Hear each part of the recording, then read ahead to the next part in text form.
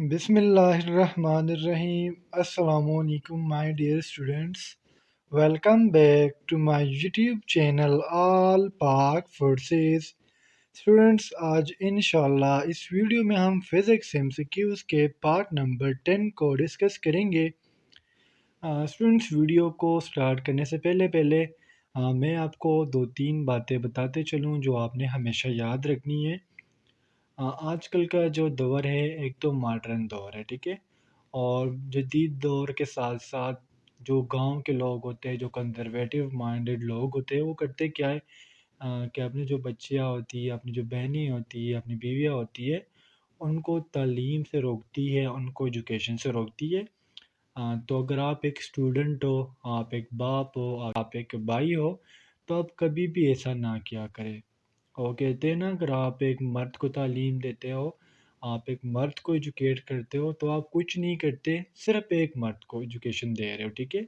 लेकिन अगर आप एक लड़की को, एक माँ को, एक बहन को तालीम देते हो, तो इसका मतलब ये है कि आप एक पूरे फैमिली को एजुकेशन दे रहे हो, क्योंकि जो बच्चों ने ज़्यादातर टाइम गुजारना होता है अपने माँ के साथ गुजारना होता है, ठीक है।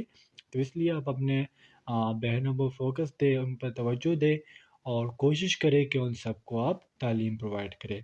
तो चलें एमसीक्यूज़ को बिना किसी फर्दर एक्सप्लेनेशन के स्टार्ट करते हैं। लेट्स गो।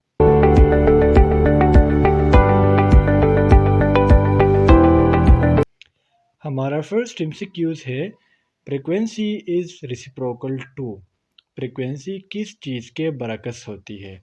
तो स्टूडेंट्स, फ्रीक्वेंसी बरकस होती है टाइम पीरियड की, यानी option D is the correct here. Students, ये जो इक्वेशन होता है जनरली या तो टी को बराबर लिखते हैं, टी को प्रोपोर्शनल लिखते हैं 1/f की। एफ यानी फ्रीक्वेंसी, टी मतलब टाइम पीरियड। और या अगर हम इसको उल्टा भी कर दे, एफ को बराबर हम लिख दे 1/t, तो इन दोनों की मीनिंग सेम है। एमसीक्यूज नंबर 2 है हमारा, every action has reaction, it is blank law. हर अमल का रद्द अमल होता है, ये कौन सा कानून है? तो स्टूडेंट्स, ये न्यूटन के लॉ से लिया गया है ये एमसीक्यूज। और बेसिकली ये न्यूटन का सेकंड लॉ है, यानी option C is the correct here. Student, Newton का जो सेकंड लॉ है वो ये कहती है, जब भी आप किसी चीज़ पर एक्शन करोगे, वो आपको रिएक्शन देगा, वो जो रिएक्शन होगा वो अपोजिट होगा डायरेक्शन में। लेट सपोज मैं आपको दो तीन एग्जांपल्स दूंगा।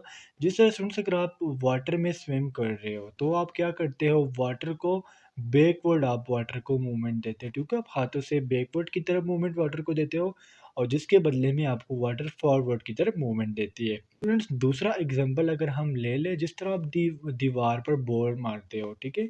दीवार पर आप जब बॉल मारते हो तो वापस आता है, तो आपने एक्शन किया और दीवार ने आप पे रिएक्शन किया, लेकिन उसका डायरेक्शन अपोजिट हो गया।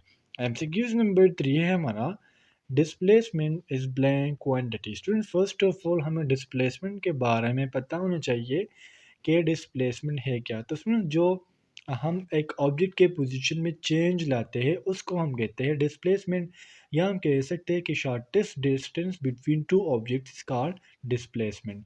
अब स्टूडेंट्स, जो डिस्प्लेसमेंट है ये वेक्टर क्वांटिटी है, यानी option B is the correct here. और स्टूडेंट्स, वेक्टर क्वांटिटी, अगर आपने मेरी प्रीवियस वीडियो देखी हो तो मैंने वेक्टर क्वांटिटीज़ आपको उधर बताई थी कि वो क्वांटिटीज़ जिसको डिटर्मिनेशन के लिए हमारे पास डायरेक्शन और मैग्नीट्यूड दोनों की ज़रूरत हो, ऐसी क्वांटिटीज़ को हम वेक्टर क्वांटिटीज़ कहते हैं। एमसीक्यूज नंबर 4 है हमारा, the rate of change of velocity is called. Velocity में तब्दील होने की शरह को हम क्या कहते हैं?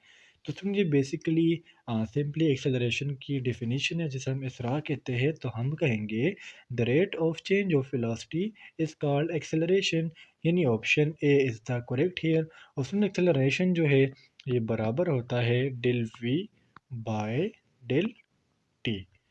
एमसीक्यूज नंबर 5 है हमारा, the same poles of a magnet blank each other. Students, magnet जो मैग्नेटिस होता है, जब भी आप इसको टू पीस में कट करोगे और उसके एक सेम पोल्स एक दूसरे के करीब लाओगे, तो वो करेगी क्या, वो एक दूसरे को रिपेल करते हैं। रिपेल का मतलब ये कि एक दूसरे को दूर करते हैं, एक दूसरे को अट्रैक्ट नहीं कर रहे होते। अब फ्रेंड्स जो रिपल्शन है या रिपल्शन है, ये रिपेल क्यों कर रही है, इसके पीछे क्या रीज़न है। जो मैग्नेट के अपोजिट पोल जो है सेम पोल सॉरी जो सेम पोल थे वो एक दूसरे को रिपेल कर रहे होते हैं। फ्रेंड्स इसका जो मेन रीज़न है वो ये है कि लाइन ऑफ फोर्सेस जो है, ठीक है, सॉरी, जो लाइन ऑफ फोर्सेस है, लाइन ऑफ फोर्सेस, इसकी जो डायरेक्शन होती है वो अपोजिट होती है, जिसकी वजह से मैग्नेट के सेम पोल्स एक दूसरे को रिपेल कर रहे होते हैं।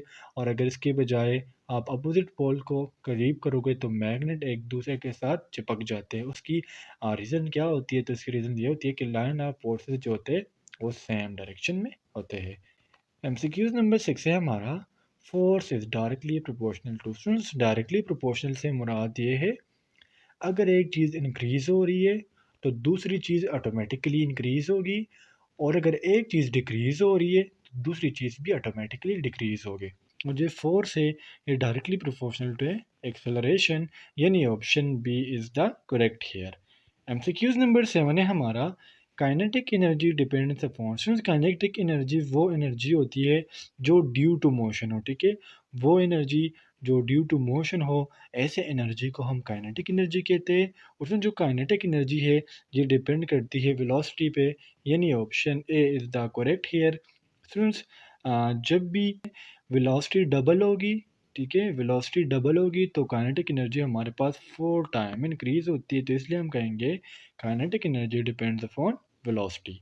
एमसीक्यूज नंबर 8 है हमारा, the shortest distance between two bodies is called. Students ये जो डेफिनेशन है ऊपर भी मैंने आपको बता दी थी कि शॉर्टेस्ट डिस्टेंस जब टू बॉडीज़ के दरमियान होता है, इनको हम कहते हैं डिस्प्लेसमेंट, यानी option A is the correct here. और मैंने आपको ऊपर भी बता भी दिया कि डिस्प्लेसमेंट हमारे पास वेक्टर क्वांटिटी है।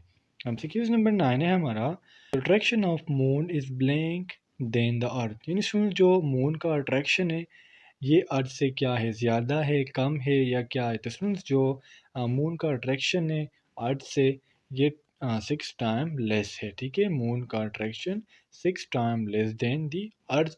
अब स्टूडेंट्स जहन में क्वेश्चन आ रहा होता है बाज़ औक़ात के जो मून है ये ज़मीन पे गिर क्यों नहीं रही। तो स्टूडेंट्स इसका जो मेन रीज़न है ये है कि इनके बीच में सेंट्रीफ्यूगल फोर्स ऑफ अट्रैक्शन होता है, जिसकी वजह से मून ज़मीन पर नहीं गिरती।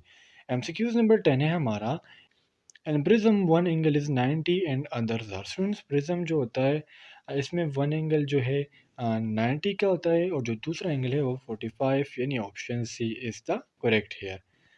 तो स्टूडेंट्स ये थे आज के हमारे फिज़िक्स के एमसीक्यूज़। उम्मीद करता हूँ आपको इन एमसीक्यूज़ की समझ आ गई होगी, और अगर फिर भी आपको कोई कन्फ्यूजन हो, कोई डाउट हो तो आप मुझसे कमेंट सेक्शन में पूछ सकते हो। इंशाल्लाह अगली वीडियो में मिलते हैं, तब तक के लिए मुझे इजाज़त दीजिए। मुझे अपने दुआओं में याद रखिए। अल्लाह हाफिज़।